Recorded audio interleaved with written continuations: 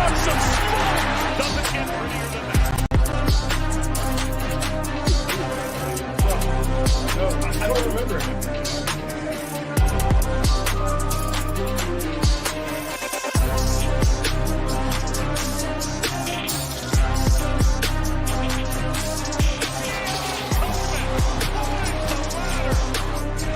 And a one-hand effort by Harris. Harris snaps it.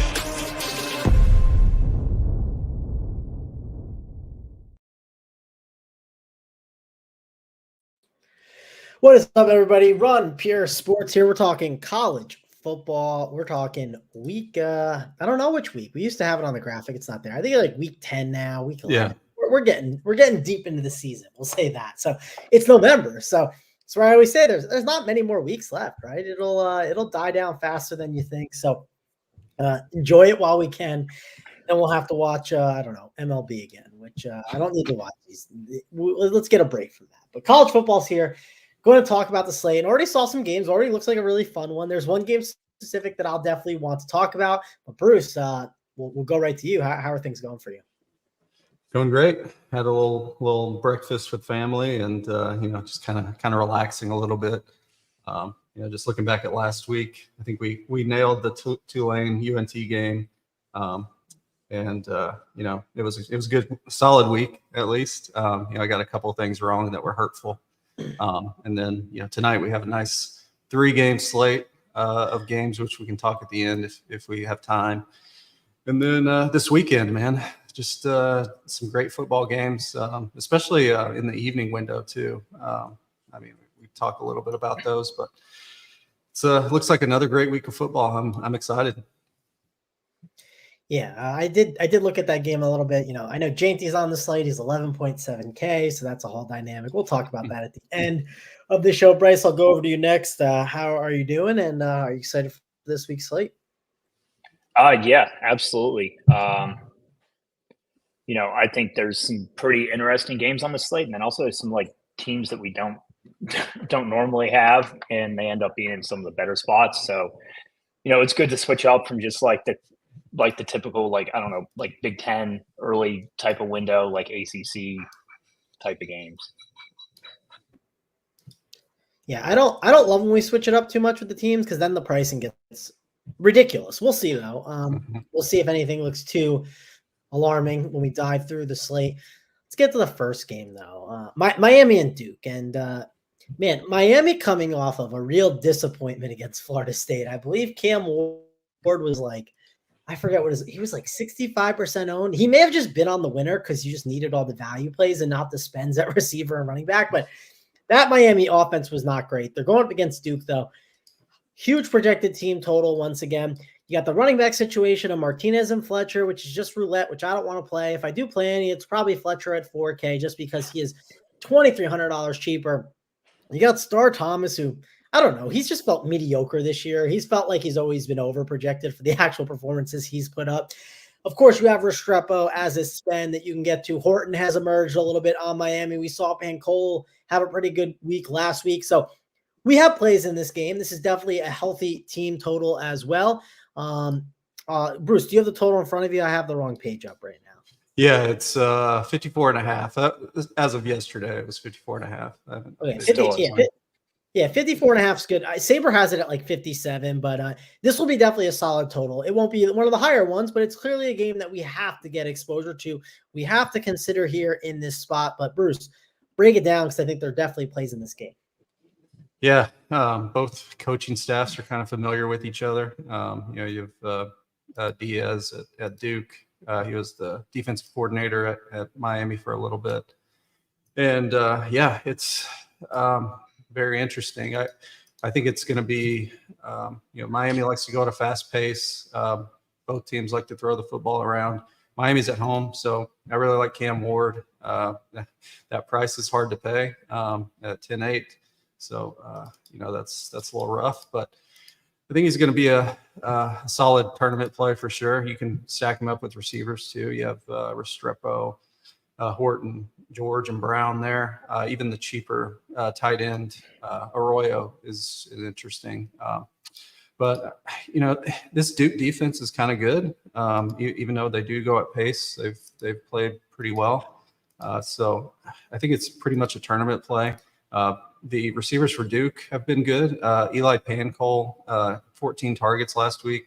I think mainly because Moore is a little banged up. So they've been trying to get Pancol in there and some of these other guys. So I think he's interesting as a $4,500 receiver that's going to get volume. Miami's given up a ton of explosive receiving plays this year. So, yeah, just tournaments for me. I don't love the game, even though the total is crazy. It's kind of spread out. So, Cam Ward receivers. Yeah, definitely. The one thing with Cam Ward that I don't love, sometimes it is a little bit of a roulette with some of those guys. Some of these guys pop up there. Like Arroyo will randomly pop as a value, and it's just like, who knows what you're getting. Obviously, Restrepo's the best play. Horton's probably number 2, but, it could be George. It could be any of them. Bryce, I'll go to you. Clearly a solid game. Is this one you're looking to get to in cash games and tournaments? I mean, I think you're kind of spending a little bit too much in cash when there's other plays that I want to prioritize here. Like, Cam Ward at 10-8, totally fine in tournaments. You compare him with any of these guys that Bruce said. Obviously, my favorite would be Restrepo, but it's a little hard to pay in cash for that. Running backs, I think Fletcher's in play at 4K if you need like a cheap guy.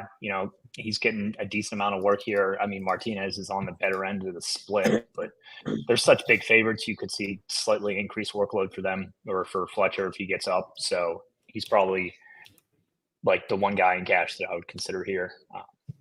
I don't really want anything to do with Duke here. I just think there's way better spots on this slate, so I'm likely going to be passing on them. I kind of just think Miami smash him here, which, is good for the running game. And, Cam Ward's still going to put up numbers, though. I think Horton would be my second favorite pairing after Restrepo. And I would definitely have him paired because he's going to need to put up at least 300 yards and, 3 or 4 touchdowns and maybe one on the ground to get there at that price on this slate.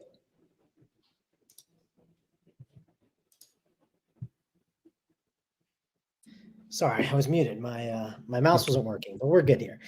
Yeah, it's clearly a solid game, but I do think it's hard to I feel like you're going to be guessing a little bit with it. And I agree with Bryce. Like some of the pricing is a little high that I just don't know if I want to get there. And again, there's good games that we are going to get to and talk about.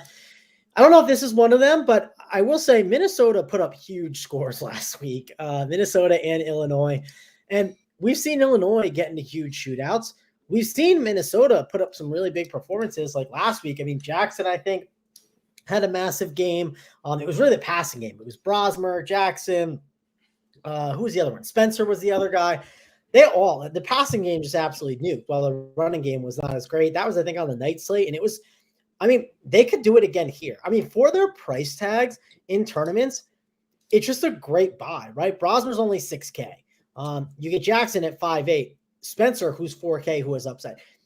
Between those guys, if the passing game does get it done, they could have tournament winning performances. Now, are these guys I want to have 40 or 50% of? No, not at all. But if I'm MMEing in tournaments and I need a salary saving stack, I just think it's in the conversation. It feels disgusting, but based on what I saw last week, I just can't ignore it. And I've noticed Brosmer just be all throughout the season, be part of GPP combinations when it comes to using an optimizer. And the reason why is we do need salary saving at some positions a lot, it seems like. And yeah, you can just try and play roulette with the receivers, but if your quarterback, like we had Sawyer Robertson that one slate, if he gets 30, he's just the quarterback on the slate, and Brosmer could do it in this matchup. It's certainly possible.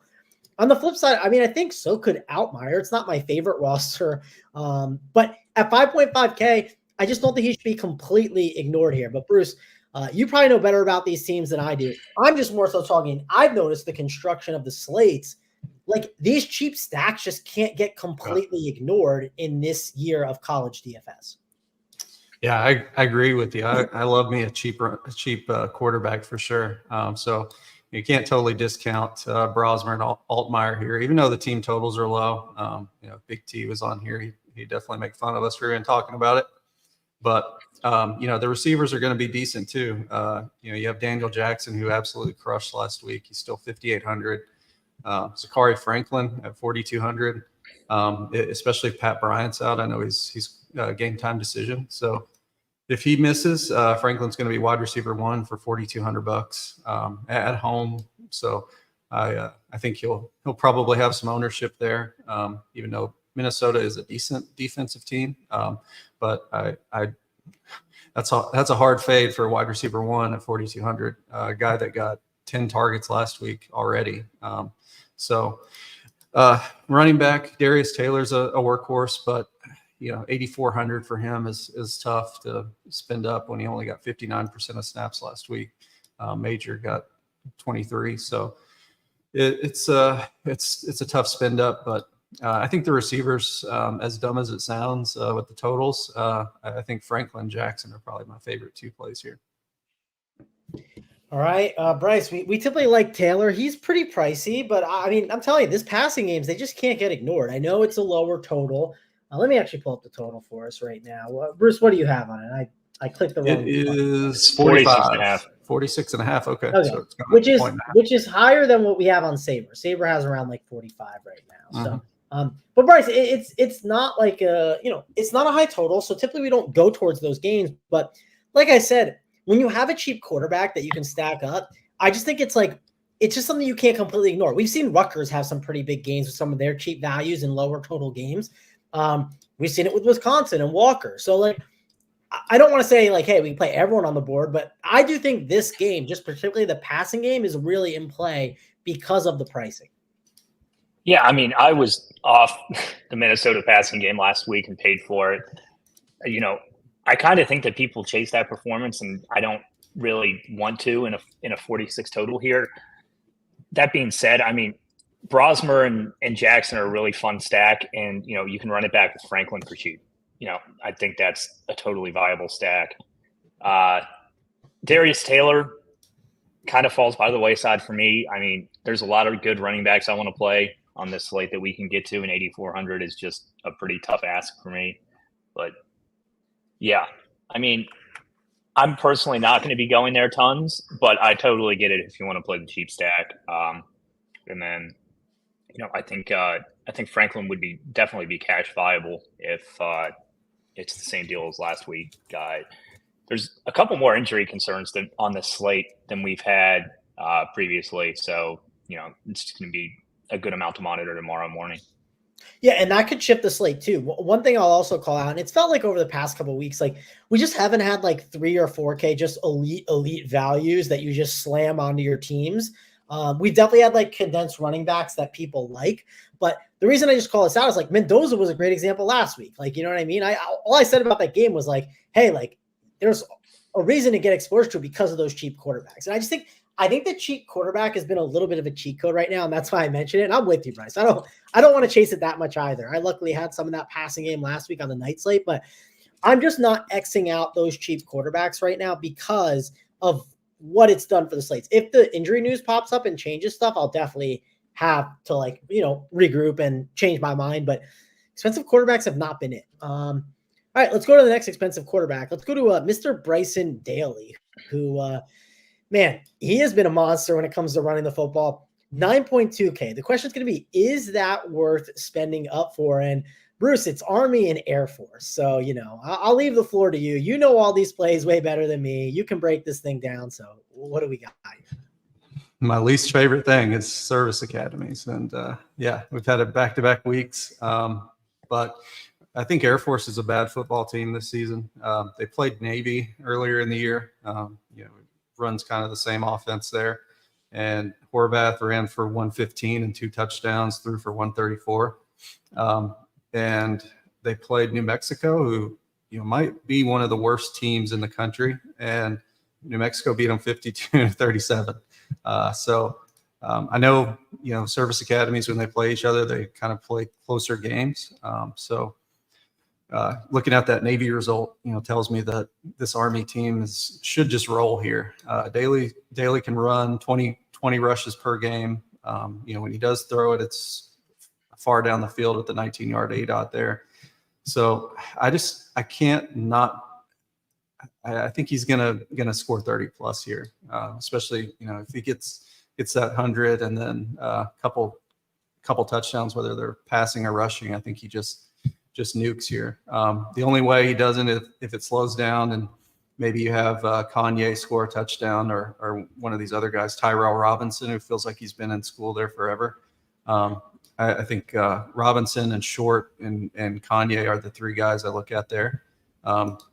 My three favorites. If you're trying to leverage that quarterback ownership, I think he's going to have some ownership tomorrow for sure. Probably in the 30s, somewhere around there. And I think he smashes. He's probably one of my favorite quarterback plays, just because that floor is so good. It's going to be hard for him not to get there, in my opinion. All right, let's go to you, Bryce. Academy games are probably not high on your list to play, but what's your thoughts here? This one is, because it has one play who's unbelievably good, and that's Bryson Daly. I think Bruce broke it down pretty well. Air Force is not a good team. Army is a good team, and I think that they're just going to be able to run all over them. I'm not that worried about a blowout. I mean, you're basically taking a running back and a quarterback. I mean, look what this guy's done this season. It's pretty incredible. He has 47 since he's been playing like regularly. 47, 38, 39, 48, 60. I mean, I think he has a floor of, 30 here. I mean, he's going to run for 150 and 2, and, he has upside for a lot more than that. I mean, he scored 9 touchdowns in the last 2 weeks.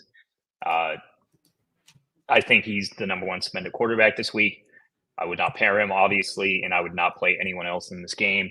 If you wanted like a leverage play off him, because I do expect him to be popular, I think the direct leverage off him would be like, Kanye Udo? Yeah. Love Kanye's name. So I would definitely include him in my tournament pool. Don't really like any of these other backs that much. Kanye would be like the direct pivot for me. All right. And obviously don't play anyone from Air Force or Army receivers. Yeah, doesn't seem necessary. Let's go to another game that's, a lot of low totals to kick off this slate. I'll say that. Penn State and the Ohio State University. They're playing in Happy Valley. It'll be a fun game from perspective, but fantasy, I don't really know if it's going to be a great game. Bruce, we talked about this, and I know Big T specifically brings this up. Like some of these big time games, like Georgia Alabama was a great example. It was optimal to play that game, but like no one had that game, right? And like this is a low total. I could see it shooting out. I could see it not. Like I could see plays like Jeremiah Smith at 7.5K getting there, Igbuka getting there, Tyler Warren 7-1. Like I'm interested in those guys. I'm not really interested in these backfields that have like are by committee. But when it comes to the receivers, I think those three in particular, they're all tournament plays that should be in the conversation. I'll probably be very low on them or maybe not even have them, but I'll keep them in the pool, no doubt.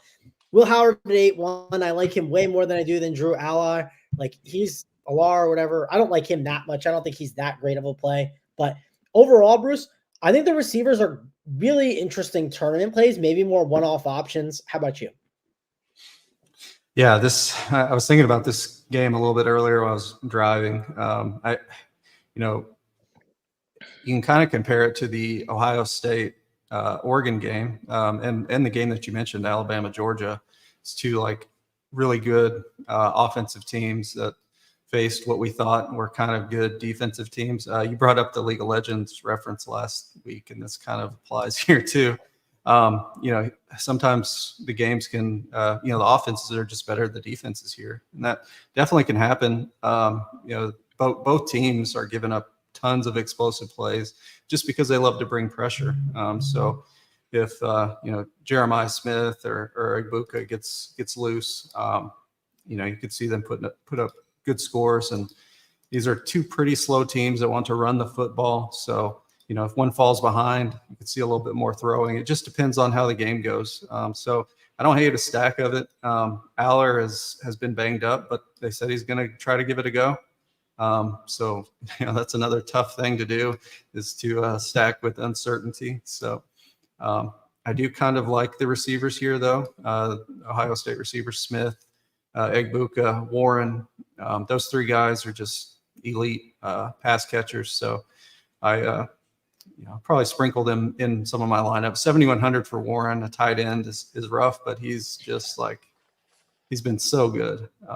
It's nuts. 33% target share the last 4 weeks, 35% for Egbuka and 29% for Smith. You love to see that concentration there. So I like those three guys. If I'm gonna play anybody from this game, but yeah, it should be slower with little to no throwing, maybe some explosive plays mixed in there.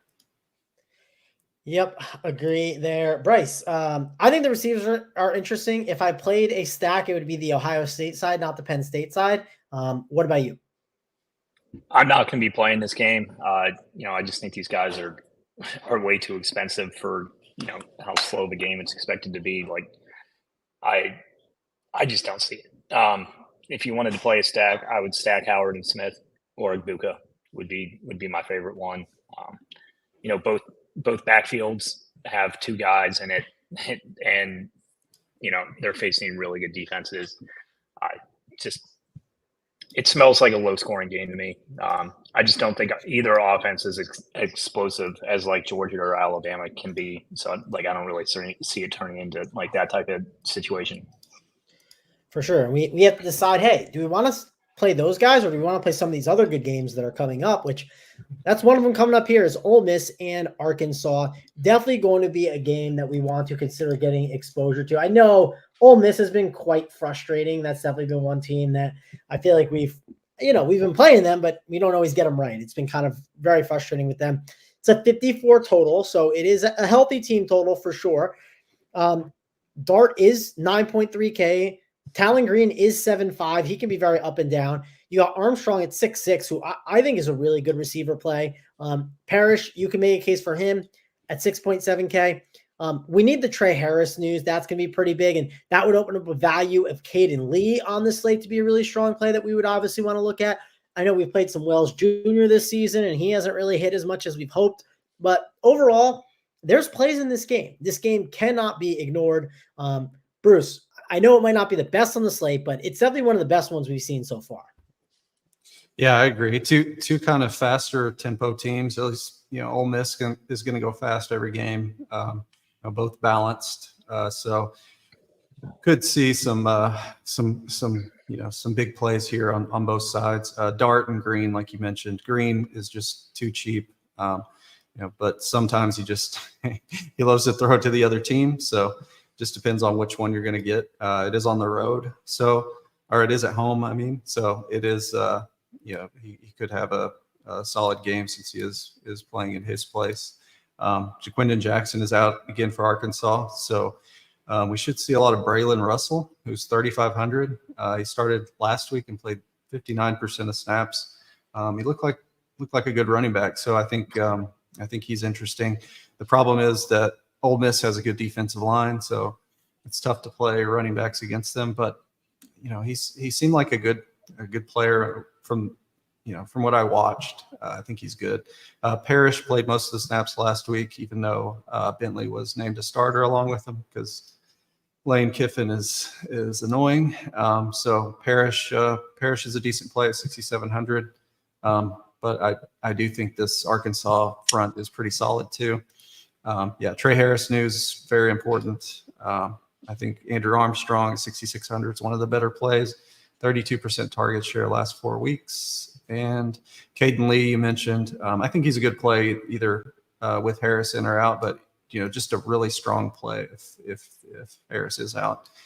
His target share is 20% the last 4 weeks, and he is still 3,900. So I think that's solid. And Luke Haas, he's looks healthier. He's 3,300, played 58% of snaps last week. If you need a good value play. Yeah, you can't help but throw a tight end in there, Bruce, right? Mm-hmm. He's definitely one of those tight ends we've played. Big Haas. We've played him before. Bryce, I'll go over to you and talk about this game because clearly it's going to be one that I think you're going to like as well, especially if Harris is out. I think that's going to be key because the Caden Lee stuff will be a really strong value that I'm sure you'll be looking at. Who are some of the other plays you're looking at as well? Yeah, I mean, I'm going to be playing Lee if Harris is out. I mean, the price tag is just too cheap. They haven't raised it for like Harris not playing. So that's some of the news I was alluding to earlier.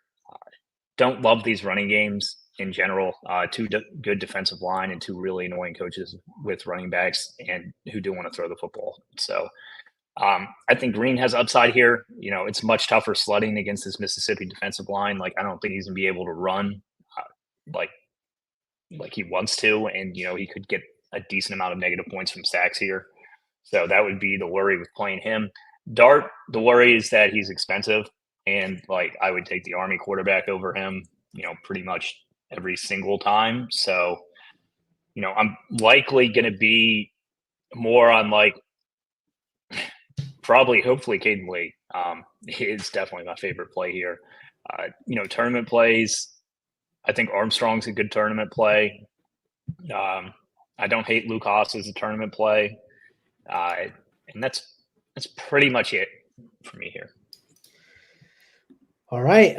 Last one up in the 12 o'clock window. It is Memphis and University of Texas San Antonio, right? I think I got that right. UTSA. So definitely going to be a game that we're going to want to like. For one, it feels like Seth Hennigan has been playing football forever, but he is there with Memphis. It's also a 61 total. And, you know, Rock Taylor, 6'3", looks like a really good play. I mean, Mario Anderson at 7'8" has a great projection. He's someone else that I would be looking at here on this slate as a good running back spend. Talk about value quarterbacks. I mean, if you do like this game, Owen McCowan could clearly be a really good play at 6.1K. You could argue it's a low price. Robert Henry Jr., he's 4K and projects really strong too. I mean, there's good plays up and down. I mean, we've played Blankum-C before. He's a really solid option that we've seen throughout the years. Memphis is also supposed to put up like 35 points. So this is clearly a spot where we're going to like Memphis, and we got to like some of these run back options to San Antonio. Bruce, break this game down. Yeah, probably my favorite game of the week. I mean, it's probably not saying too much. Total's high. I kind of think it could end up a lot like the UNT game last week. This UTSA defense, pass defense is horrible. They give up tons of explosive plays. I think both teams are top 3 in explosive plays on the slate, giving up on defense. So I think, man, it's hard for me not to play some of these cheap quarterbacks. McCown is way too cheap at 6,100. I currently have him projected for over 300 yards. I like his receivers. He does have some injuries there, but you know, I do love this Willie McCoy guy for 4,100. Guy had 10 targets last week. Then they have this Chris Carpenter guy for 3,700, had 9 targets last week. Even Houston Thomas, who's a tight end, had 10 targets last week. He's 3,200. Just so many good plays, especially on the Memphis side too. I talked about UTSA's pass defense. They're giving up so many explosive pass plays. Brock Taylor, Demir Blankum-C. I think those are two of the better receiver plays on the week. Even Anthony Landfear, the tight end, is 3,400. It's just so many good plays. And you mentioned Anderson, the running back. He's a really good player, transferred from South Carolina. Robert Henry Jr. is also solid. Both quarterbacks. This game should be back and forth, and I'm here for it because I'll have a couple stats. All right, Bryce, are you here for it? Is this game the identical game to the Tulane game last week? I think it's good, but I just don't think it's identical to last week's game. How about you? I mean, I don't think any game's like ever identical, but I mean, it's a good spot to be able to shoot out. You know, Memphis, it's kind of like you get like the Mackie Hughes type of play in Mario Anderson here. You know, guy has one of the best combinations of floor and upside on the slate. He is my favorite running back on the slate. You know, catches the ball, really good game environment. You know, they're touchdown favorites. I think it's a really solid spot for him. I think you can play him and Hennigan together. But Hennigan also has 2 really good pairings in Rock Taylor and Blankum-C. I think I would personally cut it off after that for Memphis and just really try and focus on those 4 guys. UTSA is a little harder to peg down here. Obviously, you have McCoy as a great play at quarterback. Their running backs, Little tougher for me to get there. I think Robert Henry would be the guy if you're trying to play a running back there. I think he's a pretty solid play for only 4K this week. And then, I'm not sure if McCoon's going to play or not. That's more injury news that we're looking at for tomorrow. But I think regardless, Willie McCoy's a good play, and especially if he's out, Willie McCoy's a very good play. They're going to be able to throw the ball here in this matchup, and some of these players are going to do well. I think Carpenter's in play as well. So it's pretty easy to stack this game. No one's super expensive. I mean, Mario Williams is the most expensive guy here, or Mario Anderson, sorry. And, it's not like he's that expensive at 7-8 with the other pieces in this game being so cheap. Yeah, for sure. Definitely a game we're going to want to get exposure to. It's in that early window as well. So keep that in mind when you're doing your swaps and thinking through these other games. Yeah, the nice thing is a lot of these injuries, just a quick note, are early.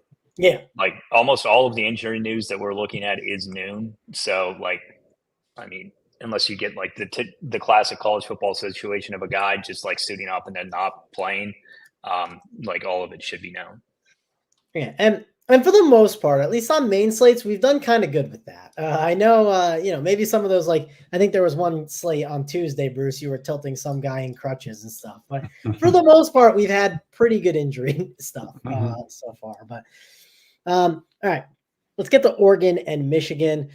Clearly going to be a fun game to watch if you are a fan of college football. But DFS-wise, I don't know. We'll see. I just think the price tags on Oregon, one thing to call out, they're just expensive. So, sure, they could put up 30 points like their projected total in Sabre, but I don't know. That might not be enough to be on the winner, or there might be better values that kind of emerge. So that's my one issue that I would have with this game. Price tags on Dylan Gabriel, 9.1, Tez Johnson, 7.7, Jordan James, 8.3. You do have a cheap value in Loveland. He has been very cheap, going to project pretty well at 4.8. So he's not one. Evans, 4.4.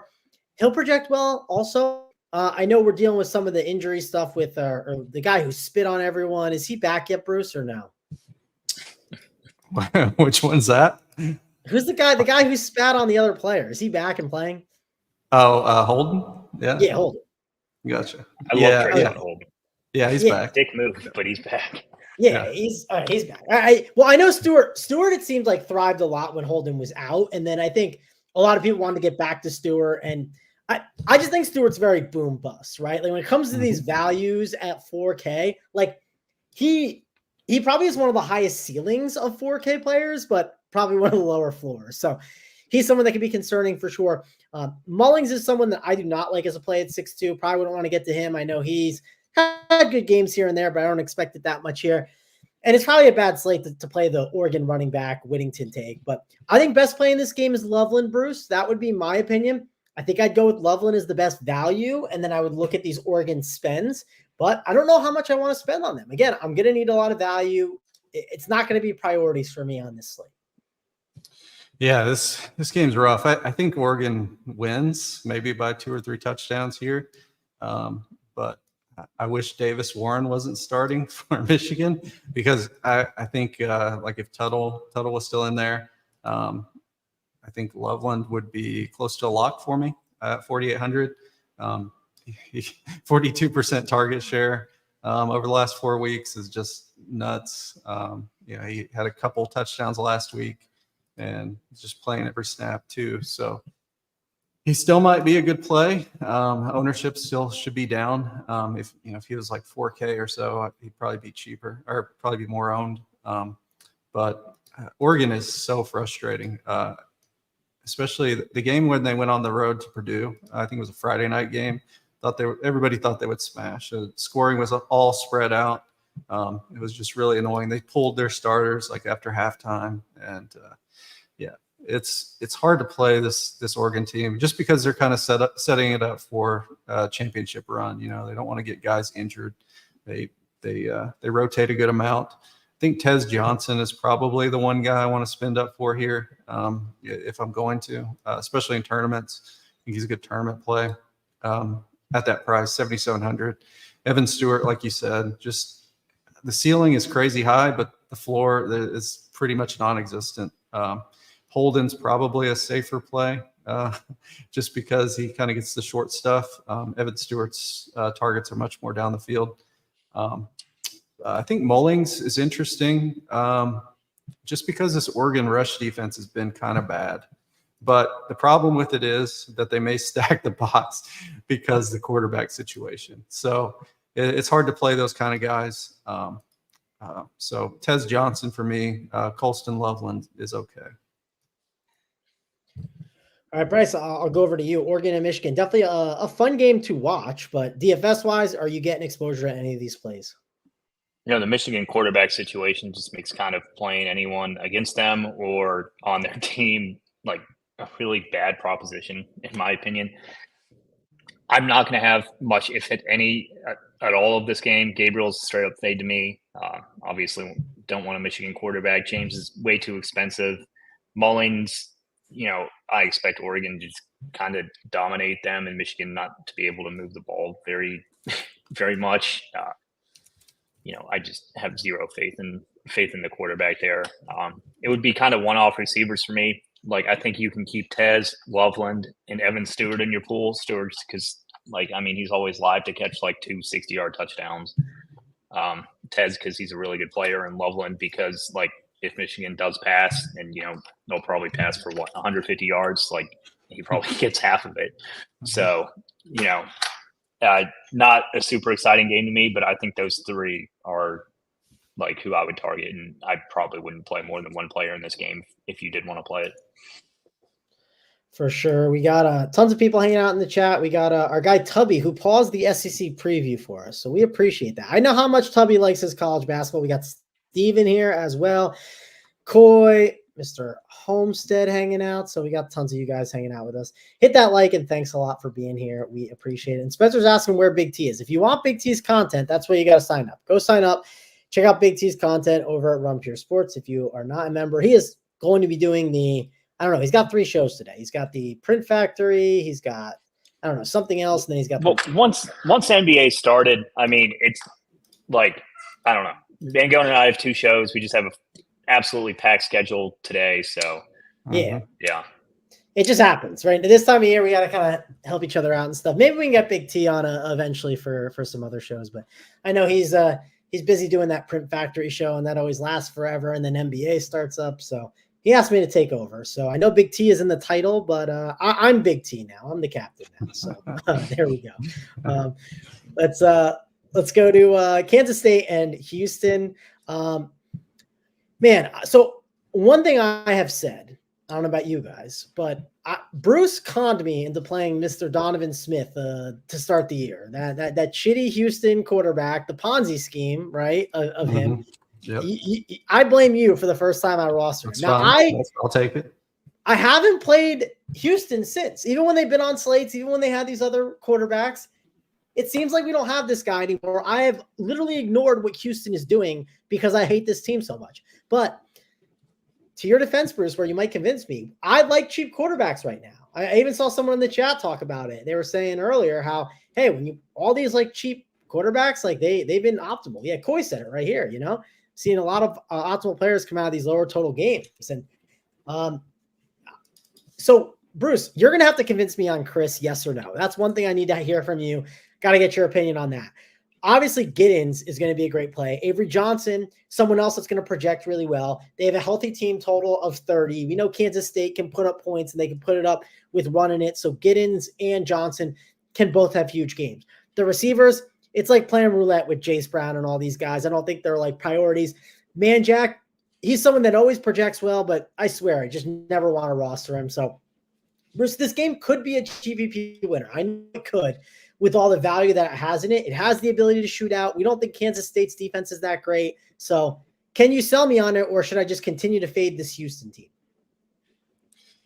I don't love Chris. I do think, he runs a little bit. So that's the main thing he has going for him. They played Utah last week. I think he took a couple sacks that hurt his passing number or his rushing numbers.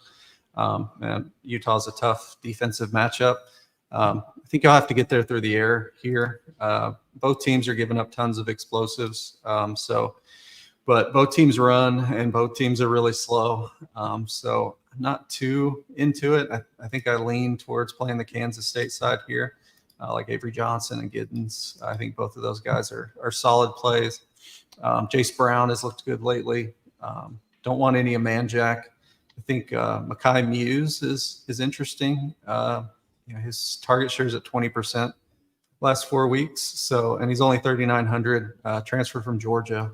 So definitely a good player.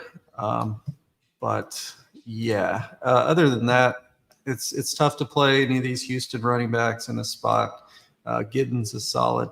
Edwards, a good tournament play for Kansas State. He seems to be good for a touchdown a game, and he's cheap. But he's Avery Johnson for me and Giddens. I think those two guys are solid plays in all formats. Yeah, Bryce, we'll go to you next and talk about Kansas State, because I'm sure you're not on Houston. Good thing Bruce didn't really sell me too high on them either. Maybe you'll be able to sell me. I doubt it, though.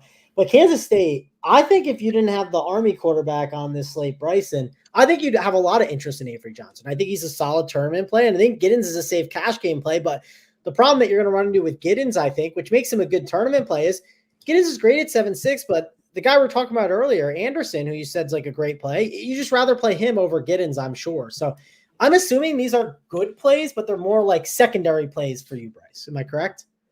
Yeah, I mean, you can get to Giddens. It's not like incredibly hard. I think there's decent receiver value, like especially if you get someone like Hayden Lee in there that you feel really good about playing for cheap. I think Giddens is definitely playable here. I mean, he's one of the best running backs of the week, in my opinion. I would definitely take Mario Anderson over him. So, it is what it is. But, I think you can get to two guys at the same price there.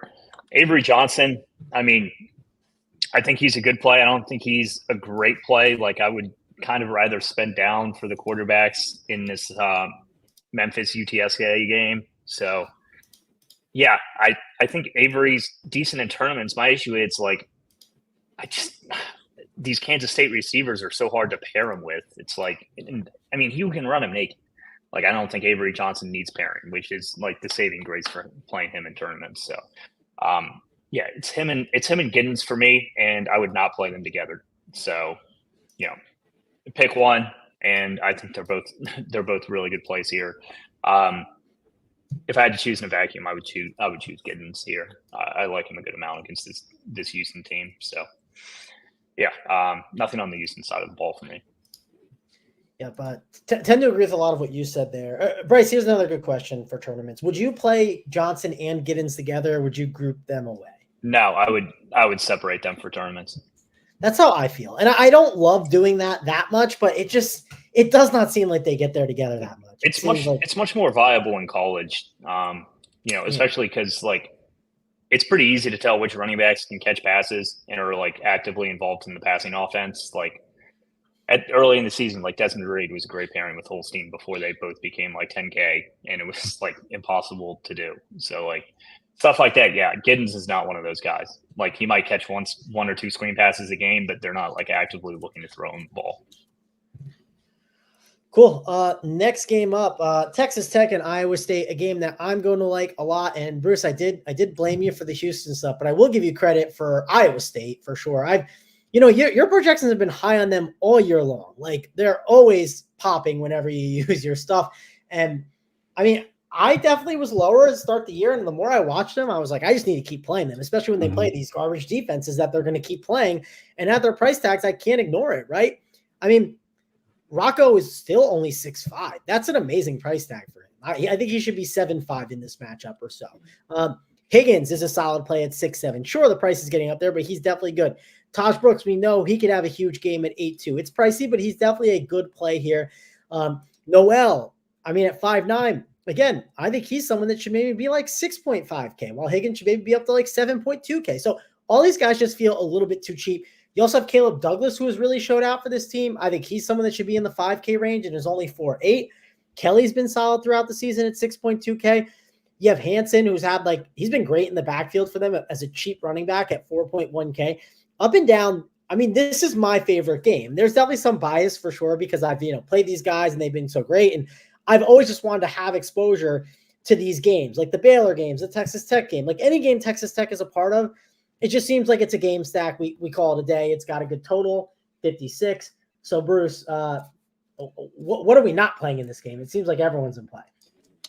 Yeah, if you look at Texas Tech, they're giving up 31 DraftKings points per game to quarterbacks, 32 points per game to running backs, and 45 points per game to receivers. And you have two receivers in Higgins and Noel that kind of get all the work. I know they have a tight end or two there. So yeah, I don't see how Iowa State doesn't smash here. They're at home, and the spot is it's perfect. They're not, they're pretty fast teams.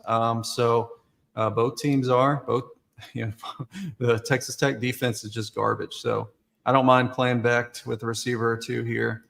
And you mentioned Hansen. He's just a great play. I think he could smash again. He's only 4,100. 7 rushing touchdowns this year is just nuts. Jalen Jackson's even a good play, I think, at 3,500.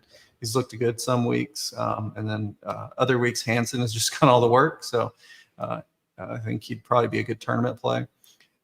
I think Brooks is a solid workhorse guy, but for some reason the last couple of weeks he doesn't look right. I don't know if he's not healthy or what. And this game is on the road, and Iowa State is kind of good against the rush. So I don't love it, but if I'm gonna spend up, I'll probably go with the Memphis guy there.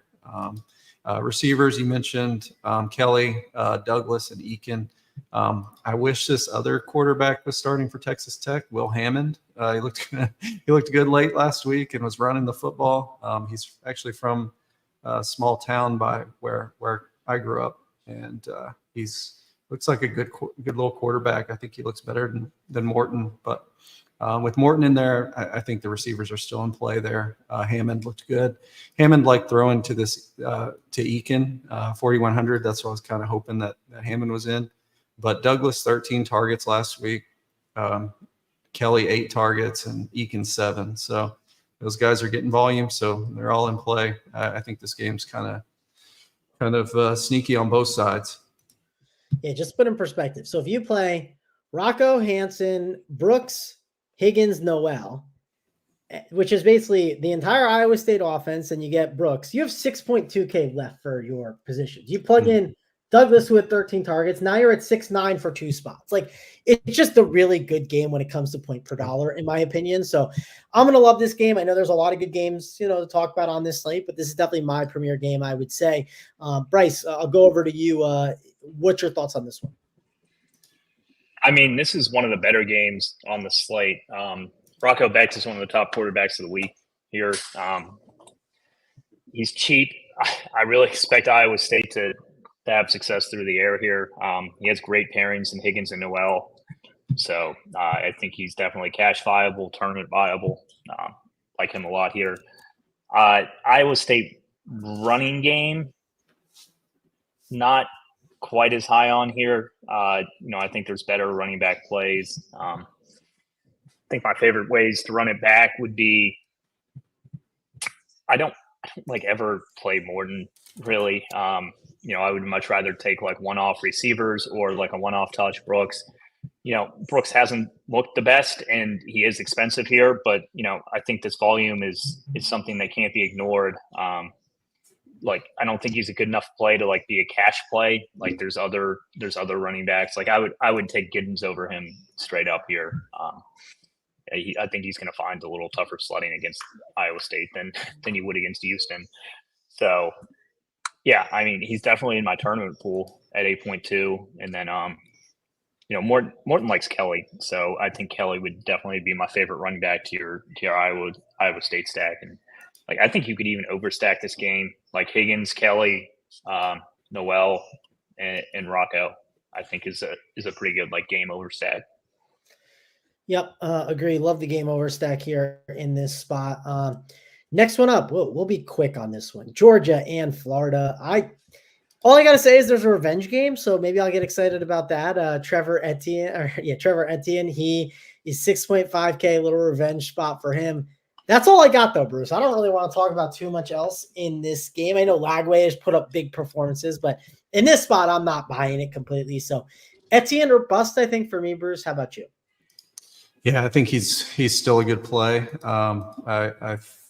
I think these Georgia receivers are interesting, like Arian Smith, Dylan Bell, and Lovett. Lovett especially at 4,900. He's 18% target share. He looks really good. So I have some interest there. But yeah, Etienne is interesting.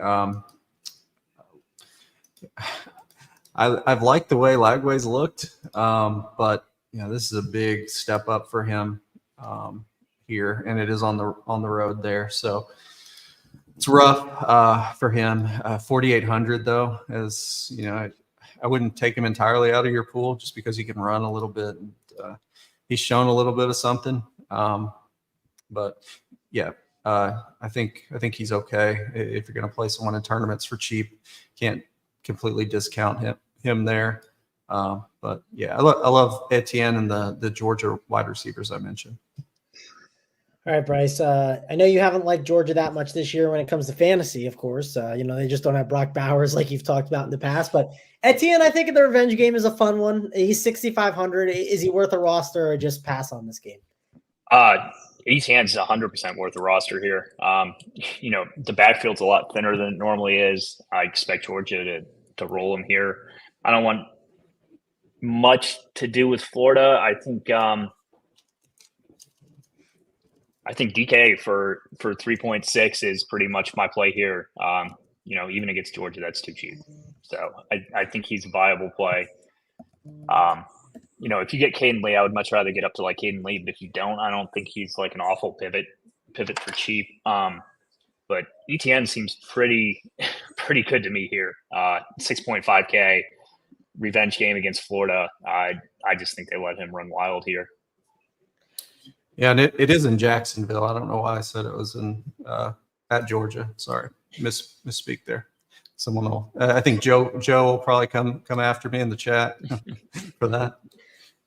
Yeah, I mean, I thought it was in Georgia too. To be fair, the Sabre setup made me think it was in Georgia. Yeah, so. yeah. All right, 2 games left. We'll go with Indiana and Michigan State next. And also, all these games are in the 3:30 window. We don't even have to worry about 4 o'clock. We're done by 3:30 with anything we want to do. So that's at least good. Games will end a little bit earlier than they have been the past 3 or 4 weeks. But Indiana and Michigan State is the next one to talk about. We got, obviously, they're 8-0, man. They're rolling. But, I'm not trying to shit on the program or anything. Who have they really beat so far? They've had some nice wins. Now, Michigan State, I'm not scared of them. We'll see as they get to the next couple games when they start playing – Michigan, Ohio State. That's going to be the real tests. Those are later in the year. But this game is at least on the road. And on the road against Michigan State doesn't seem like an easy one. They do have a very high projected total, though, Bruce. It's 31. Rourke is 6.9K. I don't think he's terrible. I think you could make a case Surratt's a really nice price at 5.6. Ellison, 5.2, not bad. There's plays in this game that you can get to. I think Nick Marsh at 4K could be a nice cheap receiver that you could play. If you do believe in Mr. Chili's, I swore off Chili's, not the restaurant, but the quarterback. I swore off that guy after the first game I watched, and Big T made fun of me. I was at his house, and he made fun of me the entire time for playing him, and he was right. So I'm not touching that guy. Haven't played him all year. I don't plan on playing him. But I think this is going to be more of a grinded out game. I think Indiana wins, but I just don't know if I love it for fantasy. I think there are good plays price tag wise, like Surratt and Ellison. And sure, you can make a case for some of these other guys, like I mentioned, but I don't know. It feels like a game I'm going to be more under on, Bruce. What about you? Yeah, I think Indiana wins here. I think Childs has come a long way. I think from that first game for sure, he's looked a lot better. He struggled a little bit against Ohio State last week, but that was Ohio State. I think he has a good connection with Marsh. Marsh has looked really good, 23% target share, has a couple touchdowns, playing the full game.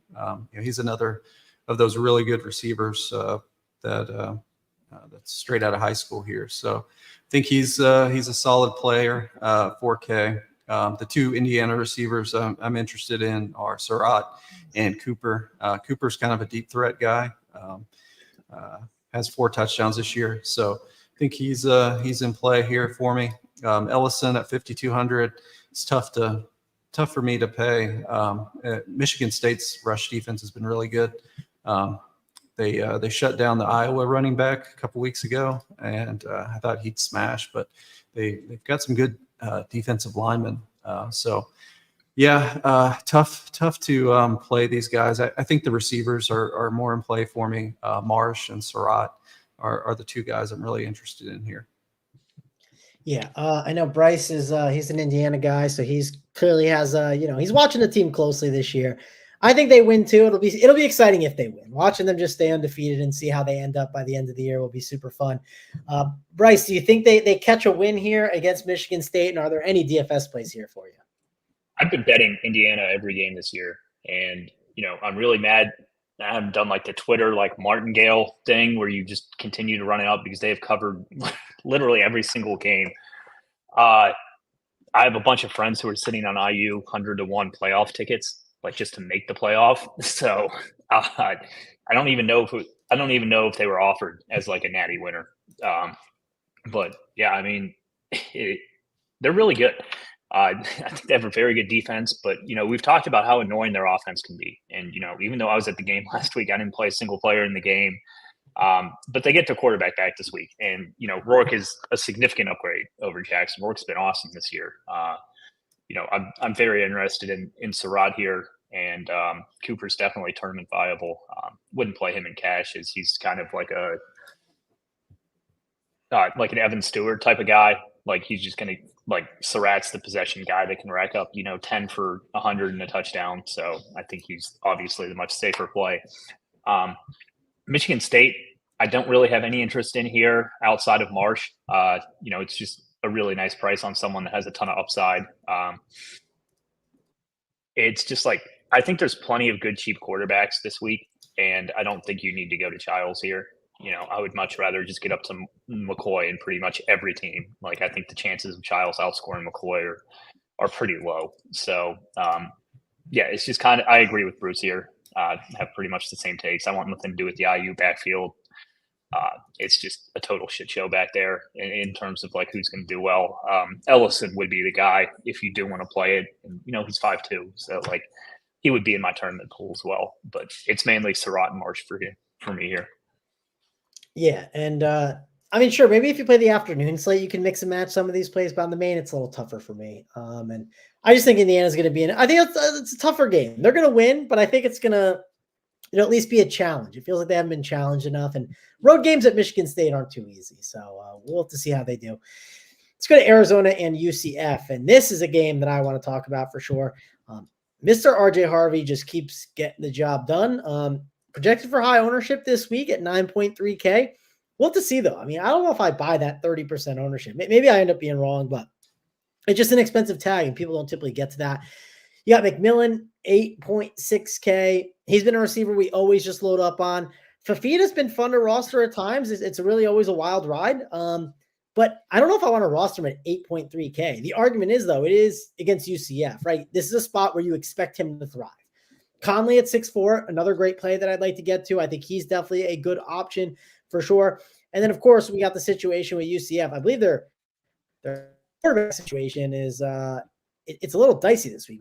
We don't know if it's Brown, Bruce. I'm sure you'll give us that breakdown because I see a mix of projections here on some of these plays, at least when it comes to SaberSim. But if that's the case, obviously we're going to need a large dose of RJ Harvey no matter what. McMillan and Harvey are clearly two great plays that are going to be owned in this game, and I think deserve that, Bruce. What about you?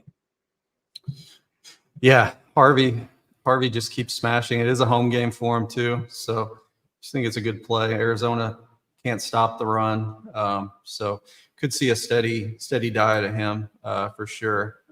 UCF is a 62% run team.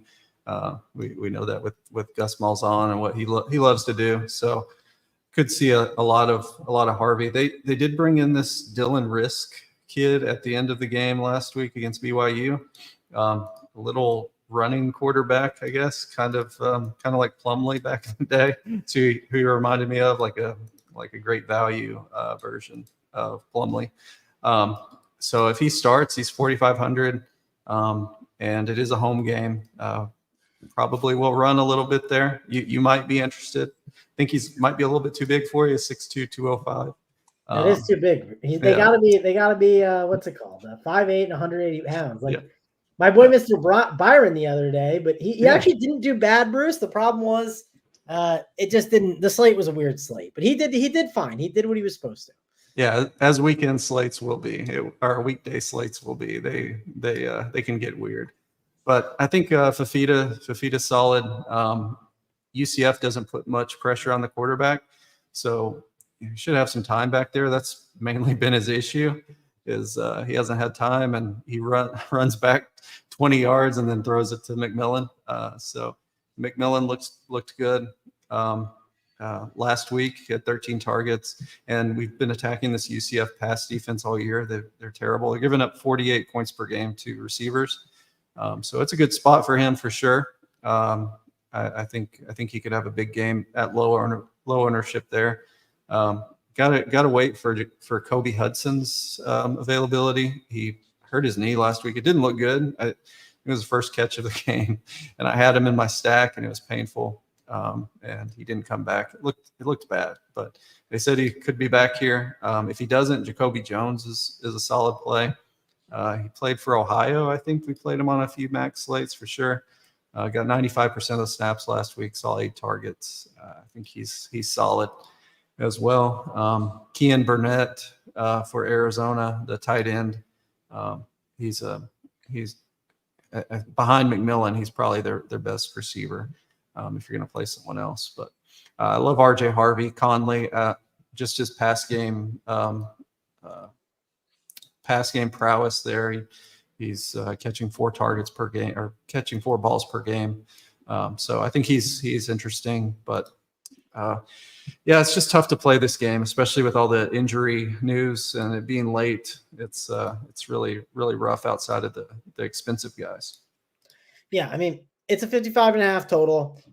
If I run my MME stuff and I'm like a 20 max player, like if I don't have exposure to this game, I want to figure out why. I'm like, okay, I think there's good plays, but is it because I'm getting other spends that are better or worse? Like it's clearly you have to like the spends. It's not as much the values. They're really good spend up options, but they have to smash their price tag, right? RJ Harvey 9.3, great play. McMillan, awesome.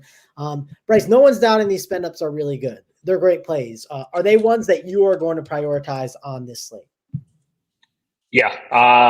I think RJ Harvey's one of the best guys to prioritize on the slate. I think he goes like under-owned relative to like his crazy upside here, just because like, I think people are going to kind of like just go to like Mario Anderson and not like double spend at running back because it's a little hard to get up to both of them. So I think you can get up to both of them. I think there's plenty of cheap plays on the slate.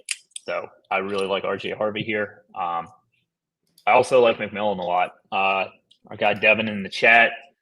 I think McMillan's better than Burton personally. Yeah.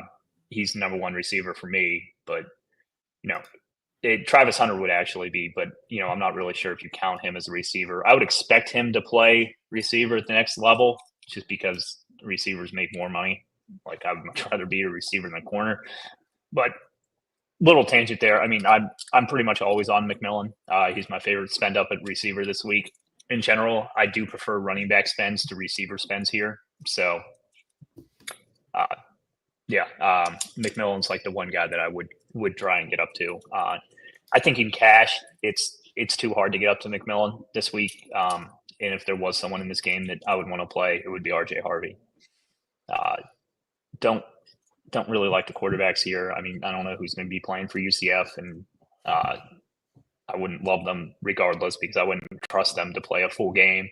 And then, Fafita is just too expensive here. I think my other play would be Conley. He just has a really nice workload floor, and it's not like the UCF defense scares me. So, kind of the studs in Conley for me. I probably wouldn't play more than one. Like I think it's almost like too hard to get to like a Harvey McMillan stack in terms of roster construction, but it is doable. All right. Well, that's the slate. We talked about a lot of plays. I think it's going to be a good one. Should be a lot of fun. Bryce, or not Bruce, before we get into the plays of the day that we'll give the people at the end, can you talk about tonight's slate a little bit? Nice little 3-gamer for the people.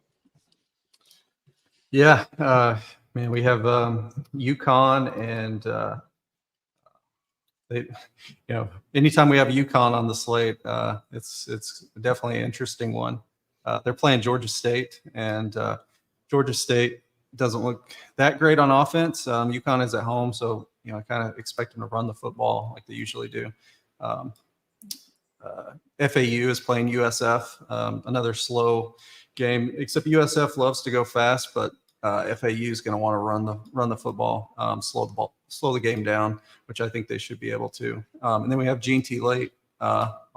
He's priced up at 11.7, so that's always fun. But it's crazy. He's going to be 50% owned at that price. So it's a solid slate. You got to make some decisions there with prices, which you love to see, especially on weekday slates. They always are nuts. People get injured and stuff happens, but that's why we love college football.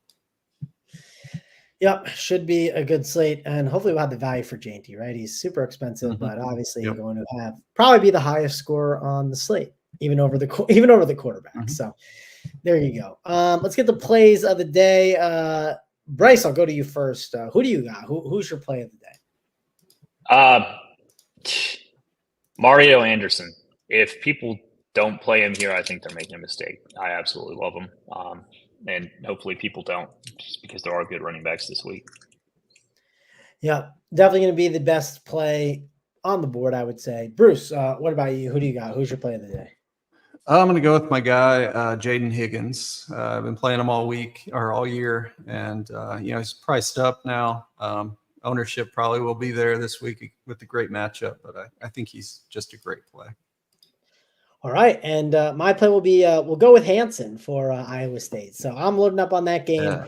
I saw him projected for 4% ownership. I don't know if 4 comes in, but he'll be low. So cheap running backs always get low owned, and I'll definitely do that and flip the build a little bit there. So those are the plays. That's the slate. We'll be in the Discord chat. We talk about tonight's slate in the Run Pure Discord. We'll have answer all your questions tomorrow in the Discord chat and have the playbook up for you, the core plays. So be sure to check all that out. And then before you know it, it'll be NFL weekend, and then it'll be election day, which everyone's excited for. I know everyone can't wait, but that's going to wrap it up for us. Thanks a lot for joining us on the show. For me, Mango, and Bruce, and Bryce, we'll see you guys later.